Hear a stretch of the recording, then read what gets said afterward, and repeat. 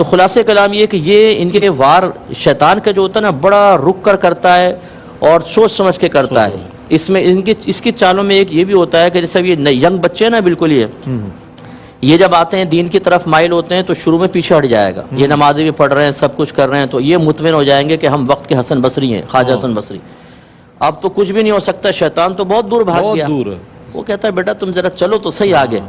پھر وہ نازک لمحے دیکھ کر ان کو وسوسہ ڈالتا اور ایسا پٹکتا ہے. بعض اوقات کتنے نوجوان ہمارے سامنے انہوں نے داڑیاں رکھی, داڑھی غائب, 5 وقت نماز ختم, اور ایسے آوارہ گرد بن گئے کہ ان کے ماضی کی پکچر سامنے رکھیں اور موجودہ حالت تو آپ کہیں گے یار یہ تو کوئی مذاق ہی لگتا ہے بالکل. تو اس لیے ان سے غافل ہونا بڑا خطرناک ہے. شیطان اس لیے بہت خطرناک, اور نفس میں جلد بازی ہے, یہ چاہتا ہے فوراً. جیسے اگر آپ بیٹھے نا تو دل میں خیال ہے ابھی کوئی غلط ویب سائٹ کا وزٹ, تو صبر نہیں کر سکے گا آدمی, اتنی خواہش بیدار ہوگی تیزی کے ساتھ کہ بس دائیں بائیں دیکھے گا کوئی ہے تو نہیں, بس جلدی سے کنڈی لگائی بیٹھ کے کھول کے.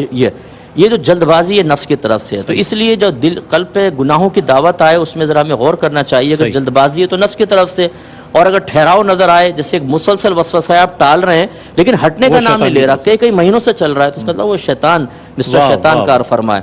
تو جب بس ان کی دعوت آئے تو دعوت دور کرنے کا بہترین طریقہ جیسے الا ما رحم ربی, اصل یہ ہے کہ علماء نے فرمایا کہ یہ کتے کی مانند ہے, اور اگر کتا کاٹنے کے لیے آئے تو اس کے مالک کے پاس پناہ لوگے تو بچ جاؤ گے, ورنہ کاٹ لے گا. تو اللہ تعالیٰ نے اس کو تخلیق فرمایا ہماری آزمائش کے لیے, اس مالک کی پناہ لے لیں, اللہ تعالیٰ محفوظ کرتا ہے اور شیطان کو بھی دور کرتا ہے. باقی عملی کوشش جاری رکھے جو انشاءاللہ پھر اس پہ کریں. بہت اچھے انداز میں مفتی صاحب نے دونوں چیزوں کو ڈیفائن کیا. اچھا حضرت, کیا تدابیر, کیا اقدامات, کیا اسٹریٹجی ہونی چاہیے کہ نفس و شیطان کے فریب سے انسان بچ سکے, وہ طریقے میں چاہتا ہوں ہمارے ناظرین کے لیے ارشاد فرمائیں. سب سے پہلے تو ظاہر شرع کا علم حاصل کرنا بہت ضروری ہے, یعنی قرآن کا علم, حدیث کا علم حاصل کیا جائے, کیونکہ جب تک ہمیں ظاہری گناہوں کے بارے میں, ناجائز امور کے بارے میں, نیکیوں کے بارے میں کامل معرفت نہیں ہوگی تو نفس و شیطان کے لیے بہکانا بہت آسان ہے. یہ بالکل ایسا ہے جیسے کسی اجنبی علاقے میں اگر کوئی آدمی چلا جائے اور کسی سے ایڈریس معلوم کرے تو بعض اوقات مذاق میں اس کو غلط گلی میں بھیج دیتے ہیں کہ یہاں چلے جاؤ, وہ آخر میں جا کے بند ہوتی ہے گلی, تو بیچارے کو پتہ ہی نہیں چلتا. تو یوں یہ پھر نفس و شیطان اس طرح کھیلتے ہیں بڑے آرام سے, عام لوگوں کے ساتھ تو ایسے ہی ہو رہا ہوتا ہے. دوسرا جو ہے وہ ہے باطن کا علم, ان کی وہی وساوس کے معاملات کو دیکھنا, پھر باطنی گناہوں کے معاملات کا علم اور معرفت حاصل کرنا, پھر بدلتی ہوئی کیفیات پر گہری نظر, یہ سب چیزیں یہ علم سب سے پہلے ضروری ہے. سیکنڈ جو چیز ہوتی ہے وہ ان امور کا اختیار کرنا جو شیطان کو ہم سے دور کرتے ہیں. اس میں اچھی صحبت ہے, تقوی اختیار کرنا, گناہوں سے پرہیز کرنا, 5 وقت نماز باقاعدہ پڑھنا, کوشش کرنا مستقل ذکر الہی ہو زبان سے, اور اگر کہیں ریاکاری کا اندیشہ ہو جیسے لوگ بیٹھے ہیں تو قلبی ذکر انسان شروع کر دے. اسی طریقے سے جو ذکر کی مجالس اور محافل ہیں ان میں شرکت کرنا, اور اس کے پھر جسٹ اپوزٹ بری محافل کو چھوڑ دینا, برے دوستوں کو چھوڑنا, گناہوں سے کنارہ کشی اختیار کرنا, اس سے پھر شیطان دور ہٹتا ہے. اور پھر نفس کی چالوں کو سمجھنے کے لیے وہی جیسے بار بار اپنے قلبی احوال پر غور کرنا. ہم بیٹھے ہوتے ہیں اچانک اندر سے آواز آتی ہے یار پانی تو پی لیں ٹھنڈا سا, چائے کا ایک دم خواہش ہوتی ہے چائے, تو فوراً ارے بھائی چائے تو پلا دو. ایک دم ہم سوچتے نہیں کس نے اندر سے خواہش کا اظہار کیا ہے, اگرچہ یہ مباح خواہشات ہیں کوئی منع نہیں ہے, لیکن جب ان مباح خواہشات کو بآسانی پورا کریں تو جیسے ایک چھوٹے بچے کی آپ ایک ضد پوری کر دیں تو وہ دوسری ضد پوری کرنے کے لیے اپنے اندر جرأت محسوس کرتا ہے, اور پھر آج جب اس سے منع کریں تو وہ ایڑیاں رگڑ کے شور مچاتا ہے, چیختا ہے, چلاتا ہے, حتیٰ کہ ماں باپ بلیک میل ہو جاتے ہیں اور سرنڈر کر جاتے ہیں, بھائی اس کو دے دو یہ تو ناک میں دم کر دے گا. ایسا ہی اتنا جب ضدی آپ بنا دیں گے اس کو تو پھر وہ کیسے باز آئے گا. تو پہلے مباح خواہش پوری کراتا ہے, پھر حرام خواہش کی تمنا کرتا ہے. جب ہم مباح سے نہیں روک پاتے تو حرام خواہش سے روکنے کی ہمت اور جرأت بھی پیدا نہیں ہوتی. اس لیے ہم اکثر یہ عرض کرتے ہیں کہ روزانہ کم از کم ابتدا ایسے کریں کہ 3 مباح خواہشات کو ترک کرنے کی عادت ڈالیں. حرام سے تو بچنا ہی بچنا, اس میں کوئی کمپرومائز نہیں ہو سکتا. مباح خواہشات تاکہ طاقت جمع ہو. مثلا پانی پینے کو دل چاہا, ٹھنڈا پانی, رک جائیں نہیں پلاؤں گا تجھے. چائے کا دل چاہا, نہیں پینی ہے چائے.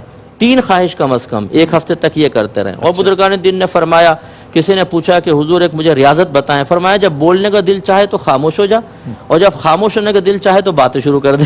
تو اگر جسٹ اپوزٹ جائے نا, گرم پانی ٹھنڈا پانی کو پینے کو دل چاہ رہا ہے, نفس نے کہا گرم پلا دیں, گرم چائے تو ٹھنڈی چائے, میٹھا کھانے کو دل چاہ رہا ہے تو نمکین کو دل چاہ رہا ہے تو میٹھے کی طرف. تو یہ تو الٹا اس کے پر وار ہوگا. یہ 3 خواہشات کم از کم, اس میں کوئی کمپرومائز نہ کریں. ہاں اگر فرض کریں 4تھی 5ویں آ گئی تو اس میں فیس لیں اس سے, اچھا کہ چلو میں خواہش پوری کر دیتا ہوں، 3 پہ تو روک لیا تجھے، چوتھی فیس کے کیا ہے؟ اندر فیس وہی کہ 10 دفعہ درود شریف، کیا بات، 100 دفعہ درود شریف، سبحان پہلے یہ اللہ، کر پھر اس کے بعد میں کرتا ہوں۔ سبحان اللہ۔ اچھا فوراً کہے گا تو پہلے کر لے پھر انشاءاللہ میں کر لوں گا، اچھا یا کہے گا ابھی تو سارا کر لے، رات کو کر لیں گے ایک ساتھ۔ بات کر لیں، کبھی اس کی بہکائے میں نہ آئے، جہاں آپ نے اس کی بات مان لی دوبارہ تو پھر مانتا نہیں ہے، پھر واہ۔ وہی ٹھینگا دکھاتا ہے، وہی پولیٹیشنز کی طرح ووٹ لیتے ہوئے گھر پہ آئیں گے اور ووٹ مل گئے تو بولتے ہیں پھر قابو میں نہیں آئیں گے۔ تو خلاصہ کلام یہ ہے کہ اس طریقے سے آدمی کرے تو انشاءاللہ ایک نور پیدا ہوتا ہے۔ اور یہ جو آخری بات میں عرض کرتا ہوں، نفس کو جو مارنے کا کہا جاتا ہے نا، مارنے کا مطلب گلا گھونٹنا نہیں ہے، اس طرح اس کو مغلوب کر لینا کہ آپ کہیں کہ یہ کرنا ہے تو یہ کرنا ہے، یہ نہیں کرنا تو مزاحمت ختم کر دے، نہیں کرنا۔ جب یہ ہو تو یہ نفس کا خویا کہ مار لیا، مغلوب اللہ۔ کر لیا۔ تو نفس کو مغلوب کرنا ہے، مارنا نہیں ہے۔ جب ایک گھوڑا ہو اگر وہ سرکشی کر رہا ہے، نہیں قابو میں آ رہا، تو اس کو بھوکا پیاسا رکھیں، بھاری بوجھ لاد دیں۔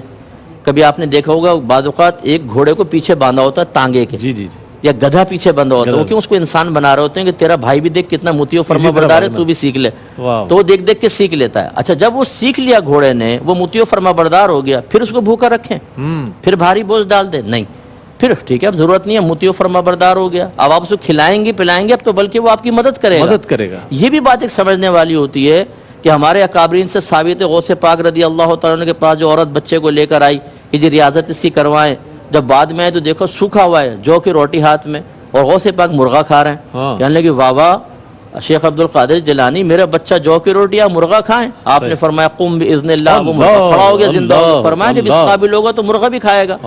یعنی یہ چیزیں ہم پر منفی اثرات مرتب نہیں کر رہے۔ لہٰذا اگر کوئی پیر صاحب پائے کھا رہے ہوں تو ان کی ویڈیو بنا لینا کہ پائے کھا رہے تھے۔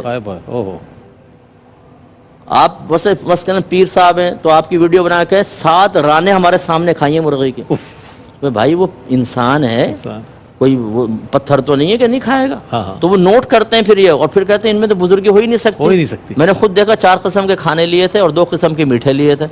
بھائی ان چیزوں کو منع نہیں ہے، میرے آقا صلی اللہ علیہ وسلم نے ایسی بہت ساری چیزیں تناول فرمائی جب ان کی خدمت میں پیش کی گئی، بلکہ بعض اوقات تو ڈیمانڈ فرمائی ہے۔ حضرت بریرہ رضی اللہ تعالیٰ عنہ کے گھر گئے تو دستیاں مانگی سرکار نے خاص طور پر۔ اصل کیا ہے، مغلوب کرنے کے بعد پھر اس کو تھوڑا بہت ریلیف دے دیں، لیکن سرکشی کرنے لگے دوبارہ سختی کی طرف آ جائے، پھر صحیح ہو جائے گا۔ بڑے اچھے انداز میں صاحب نے بیان فرمایا۔